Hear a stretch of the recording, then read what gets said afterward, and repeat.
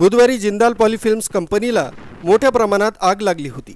आगीनं भीषण रूप धारण केल्यानं अग्निशमन दलाच्या जवानांनी आग आटोक्यात आणण्याचे शर्थीचे प्रयत्न सुरू होते। या आगीचं तांडव पाहून जवळपासच्या गावातील नागरिक हे भयभीत झाले।